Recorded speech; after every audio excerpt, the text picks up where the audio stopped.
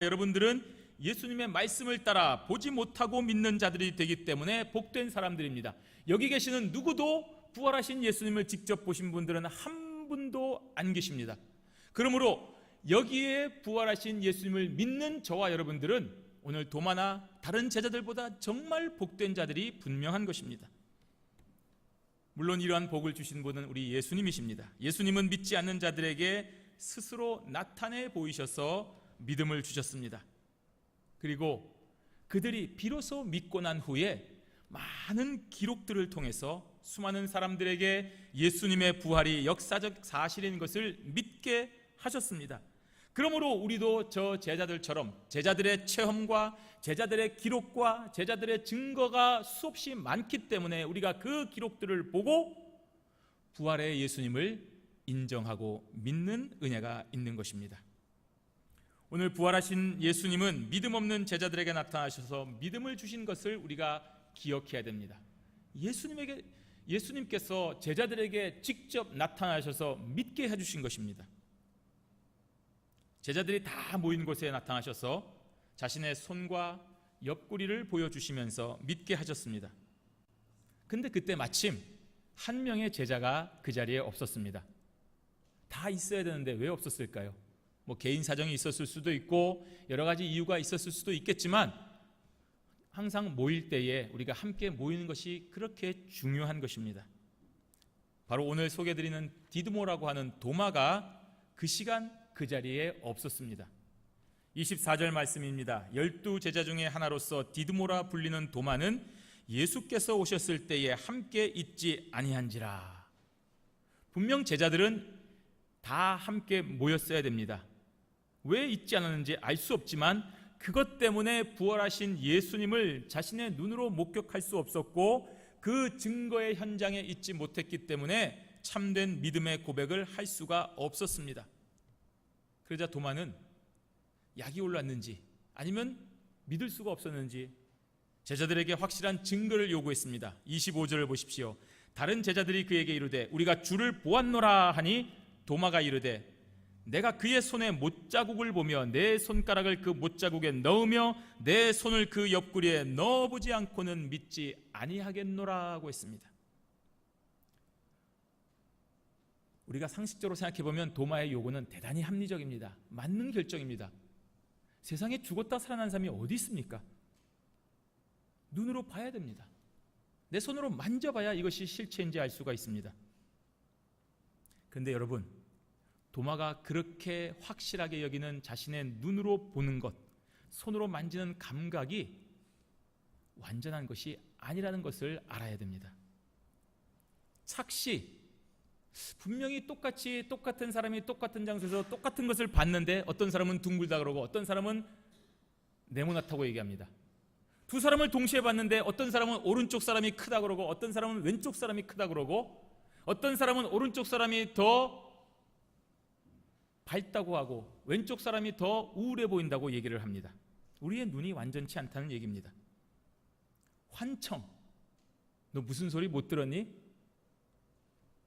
어떤 사람은 들을 수도 있고 또 어떤 사람은 못 들을 수도 있고 똑같이 들어도 어떤 사람은 부정적으로 들을 수 있고 어떤 사람은 긍정적으로 들을 수가 있습니다. 손으로 만진다고 해서 다 똑같은 것이 아닙니다. 눈을 감고 손으로 만지면 그것이 무엇인지 알 수 있는 사람은 별로 없습니다.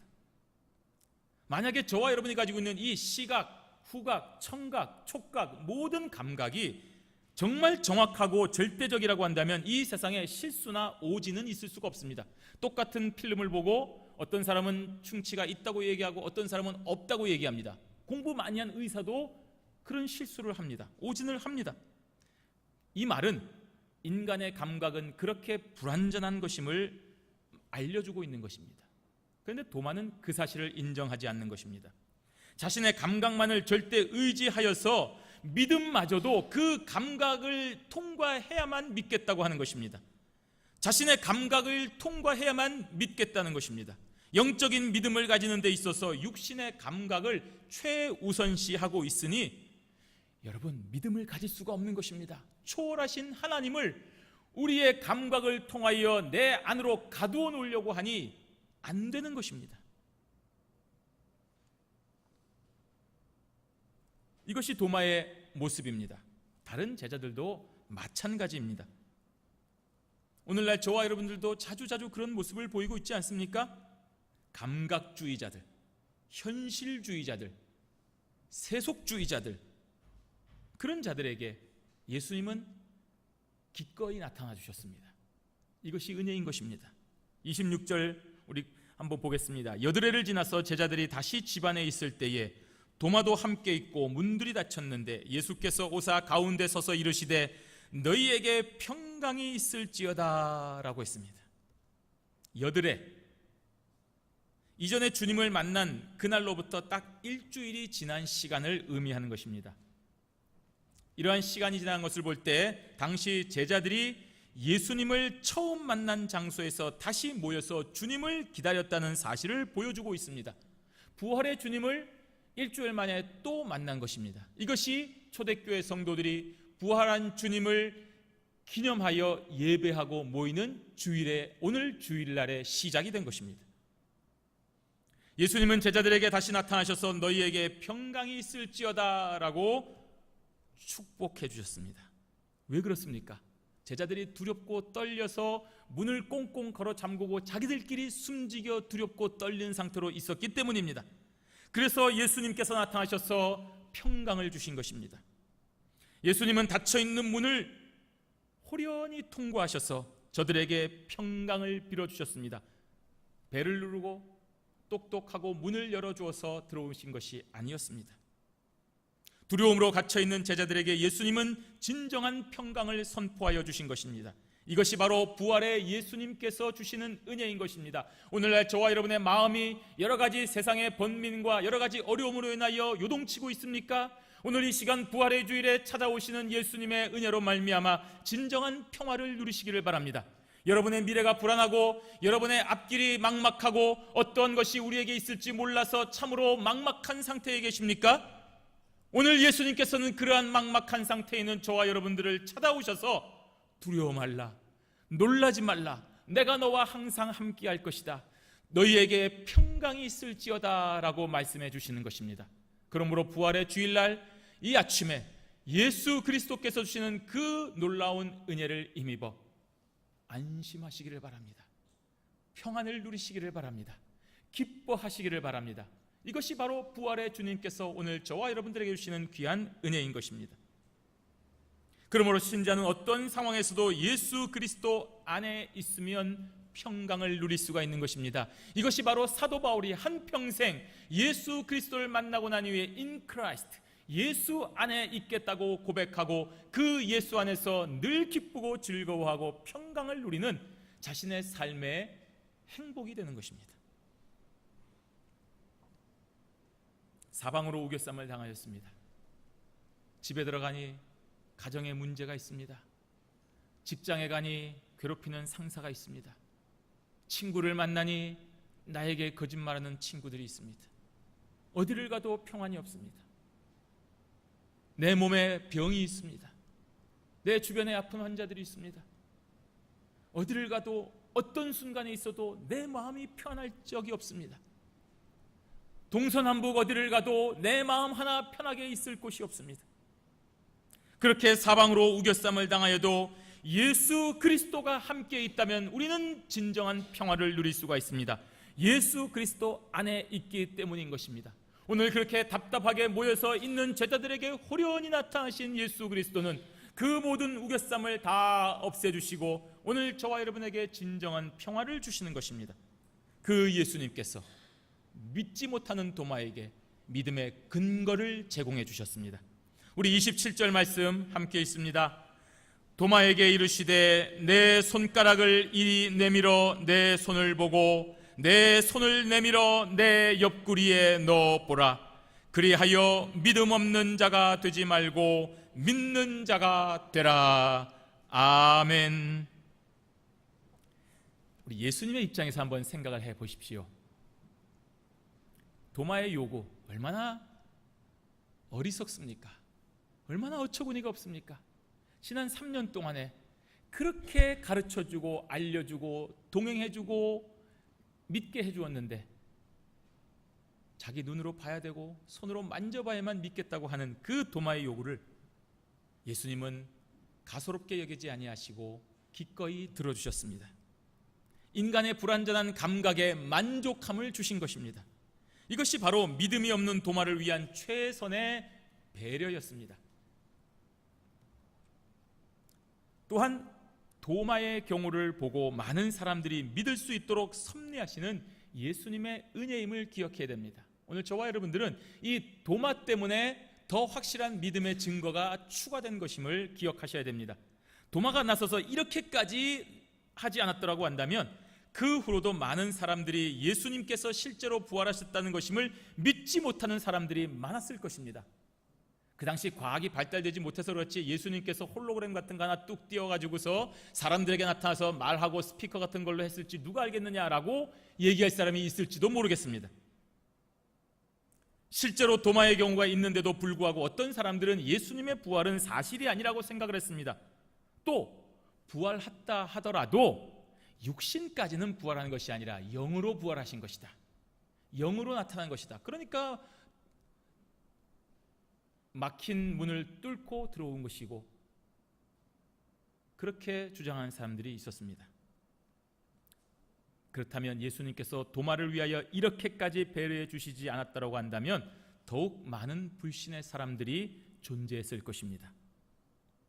그리고 예수님께서 나타나시자마자 도마에게 자신을 만지도록 말씀하셨다는 사실은 예수님께서 언제나 제자들과 함께 하시고 언제나 제자의 필요를 아시고 언제나 제자의 상태와 수준을 알고 계신다는 분명한 증거입니다. 예수님께서는 무소부재하신 하나님의 성품과 똑같이 모든 곳에 계시고 모든 것을 아시고 모든 것을 주관하시는 전능하신 구주가 되시는 것을 우리는 이 구절을 통하여 알 수 있는 것입니다. 그렇다고 한다면 도마는 이러한 예수님의 현현, 나타나심과 너희에게 평강이 있을지어다 라고 하는 인사 말씀 앞에서 즉시 무릎을 꿇고 굴복해야만 했습니다. 그런데도 불쑥 손을 내밀어서 예수님의 손을 만져보고 예수님의 옆구리를 확인하였다는 사실은 도마가 얼마나 영적으로 어두워 있는가, 어두운 상태인가 하는 것을 우리가 잘 알 수 있는 것입니다. 신자는 반드시 자신의 불신앙과 죄악에 대하여 부끄러움을 가져야 됩니다. 그것이 바로 신자의 모습인 것입니다. 누구나 실수할 수 있습니다. 누구나 잘못된 선택할 수 있습니다. 누구나 헛된 일 할 수 있습니다. 그러나 그 실수를 계속하여 반복하고 또 반복하는 것은 그야말로 완악한 죄인의 상태로 자신을 포기하는 것을 말하는 것입니다. 하지만 도마를 사랑하신 예수님께서 스스로의 육체를 허락하신 것으로 인하여 오늘 도마는 이제 더 이상 믿음 없는 자가 되지 아니하고 믿음 가진 자로 변한 것입니다. 영적으로 어두운 도마에게 육신의 감각을 만족시키도록 허용해 주신 것입니다. 이것은 바로 온전히 도마로 하여금 믿는 자가 되게 하려는 예수님의 은혜인 것입니다. 도마에게는 이 사실 외에는 믿게 할 수 있는 방법이 없기 때문에 그 수준에 맞도록 예수님께서 나타나셔서 만지도록 허용해 주신 것입니다. 그래서 예수님은 믿음 없는 자가 되지 말고 믿는 자가 되라고 했습니다. 너의 감각에 가두어서 너의 그 감각이 최우선이고 너의 합리적인 이성, 너의 학벌, 너의 재산, 너의 능력, 너의 건강, 너의 그 모든 것으로 인하여서 하나님을 가두려고 하는 그런 어리석은 상태에 머무르지 말고 그것을 초월하여 예수 그리스도를 믿는 믿음 있는 자가 되라고 말씀하여 주시는 것입니다. 결국 도마는 이러한 예수님의 은혜와 사랑으로 인하여 변화되었습니다. 그래서 나의 주님, 나의 하나님이시여 라고 고백을 하는 것입니다. 우리 28절 함께 고백하겠습니다. 도마가 대답하여 이르되 나의 주님이시요 나의 하나님이시니이다. 아멘. 도마는 무너졌습니다.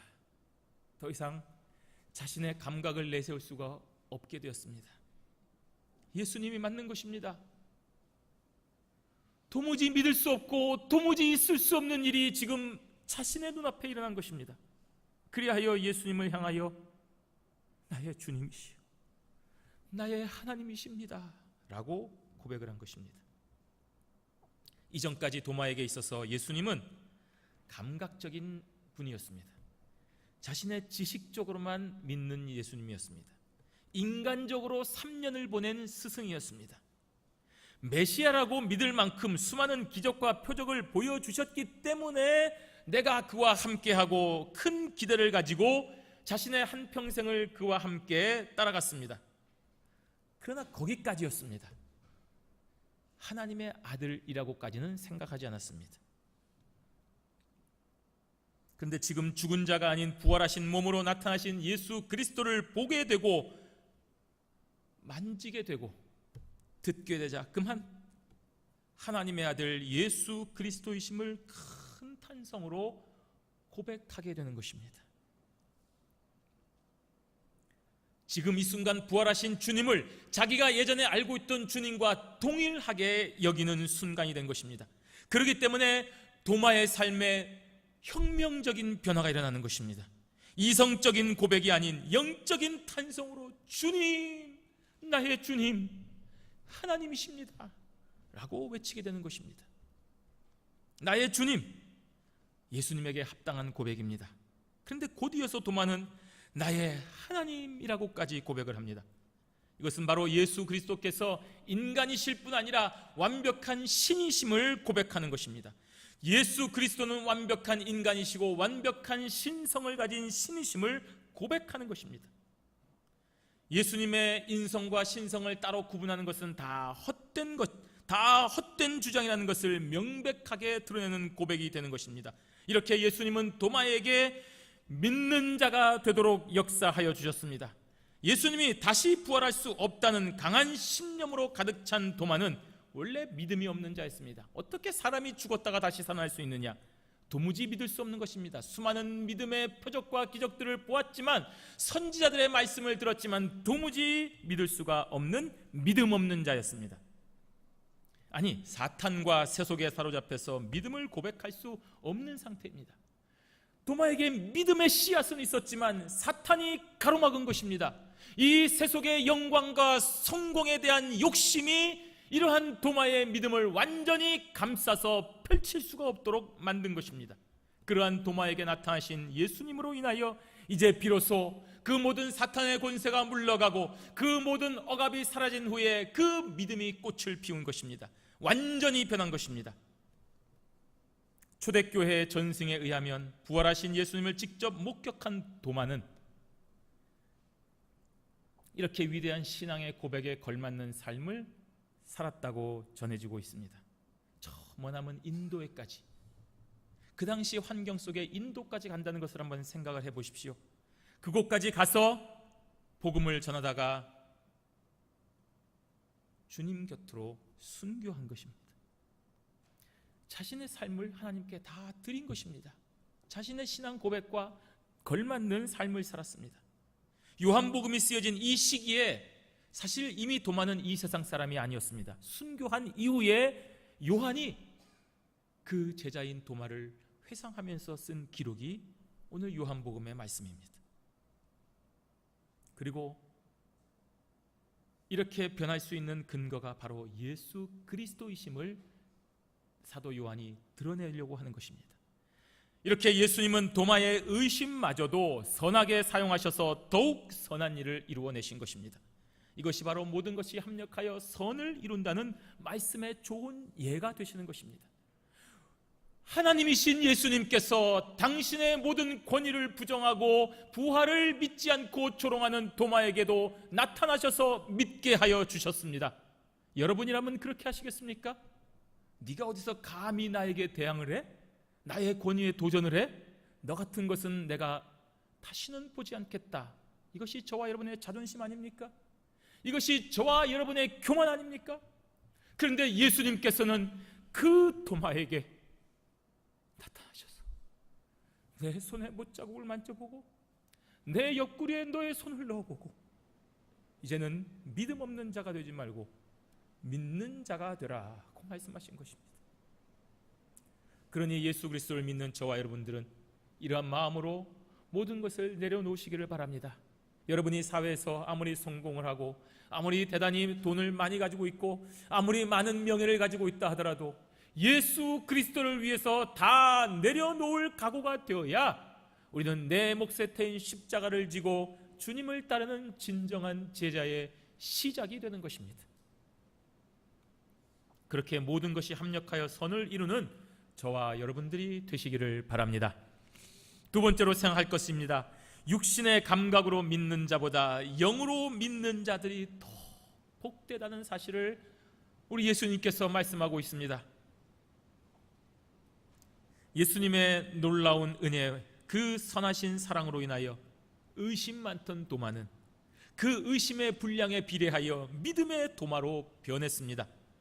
그러한 도마에게 예수님은 분명한 메시지를 주고 계십니다. 너 보고 믿는 것보다 보지 않고 믿는 것이 복되다 라고 말입니다. 우리 29절 말씀 함께 읽도록 하겠습니다. 예수께서 이르시되 너는 나를 본고로 믿느냐? 보지 못하고 믿는 자들은 복되도다 하시니라. 아멘. 사실 도마는 믿음으로 이르는 모든 가르침을 다 받은 상태입니다. 하지만 그러한 가르침은 육신의 감각에 의하여 가리워져 있는 상태인 것입니다. 말씀으로 가르쳐 주셨지만 기적, 표적, 이것을 더 크게 생각하고 그 기적을 생각하고 그 표적을 생각하고 자신의 신앙생활을 영위한 것입니다. 이러한 표면적인 모습을 지금 책망하시는 것이 예수님의 말씀인 것입니다. 도마에게 있는 믿음은 육신의 감각이나 체험으로 인하여 지금 갑자기 생긴 것이 절대로 아닙니다. 도마의 믿음은 예수님의 나타나심과 말씀으로 인하여 지금 이 순간 고백이 된 것입니다. 그 순간 예수님께서 가르쳐 주신 말씀이 생각나서 그 안에 있던 진짜 참된 신앙의 고백이 그제서야 밖으로 터져나온 것입니다.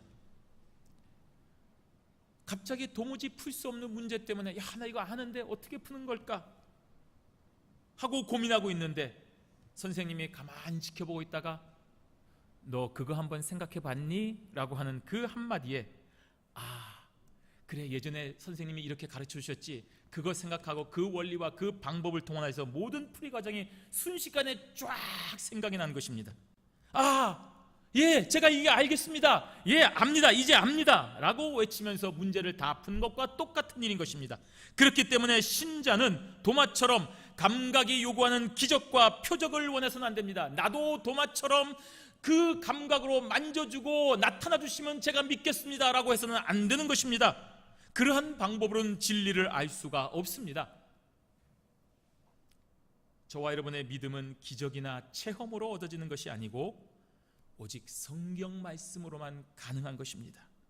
말씀을 통해서 가르쳐 주셨고 말씀을 통해서 역사하셨고 말씀을 통해서 고백되는 것이 믿음입니다. 그래서 예수님은 육신의 감각과 같은 것으로 보고 믿는 것보다 주신 하나님의 말씀을 그대로 믿고 주신 하나님의 말씀을 고백하는 자들, 곧 보지 못하고 믿는 자들이 더욱 복되도다라고 말씀하신 것입니다.